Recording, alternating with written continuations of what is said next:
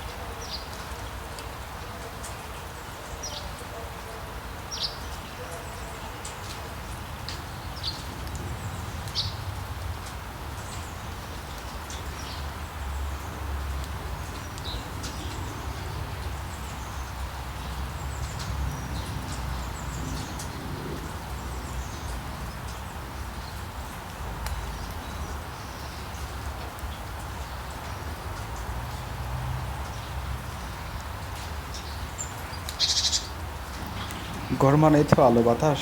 লক্ষ্য করুন তিনি কত নিখুঁতভাবে কাঠ কেটে জানালা তৈরি করছেন। বরং প্রাকৃতিক উপাদান ব্যবহার করে এই জানালার ফ্রেমগুলো বানানো হয়েছে। আর ছাদটি তৈরি করা হচ্ছে এমনভাবে যাতে বৃষ্টির জল অনায়াসে গড়িয়ে পড়া যায়। প্রতিটি জয়েন্টে তিনি ব্যবহার করছেন প্রথাগত কাঠের কাজ, যা ঘরটিকে আরও মজবুত ও সুন্দর করবে। খুবই আকর্ষণীয়। তিনি বিভিন্ন ডিজাইন করছেন এবং সেখানে বিভিন্ন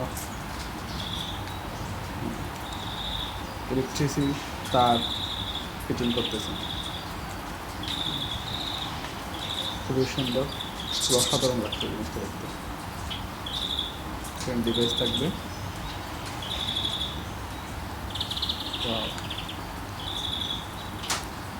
এখন ছাদের কাজ করতেছে। সৌর বিদ্যুৎ লাগানো হয়েছে যাতে বিদ্যুতের ব্যবস্থাটা পাশে বাড়ে।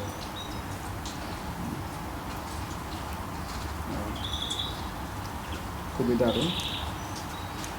ওয়াও, অসাধারণ বাড়ি। দেখে মনে হচ্ছে বিদেশি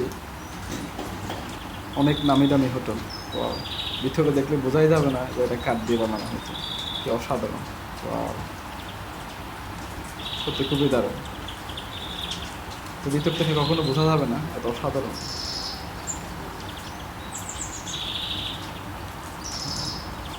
দরজার সামনে যাতে ময়লা না হয় সেজন্য পাথর বেছিয়ে দিচ্ছে। এটা বাইরে থেকে যতটা না সুন্দর, ভিতরে আরো অনেক গুণ বেশি সুন্দর। ওয়াও, কি অসাধারণ। স্বপ্নের বাড়ি।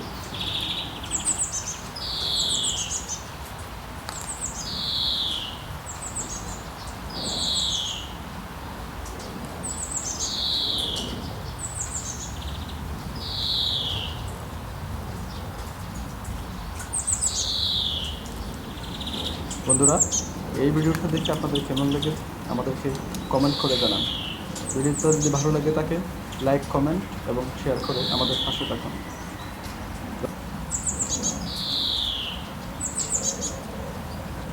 লাস্টের এই দৃশ্যটা অসাধারণ, অসাধারণ, ওয়াও!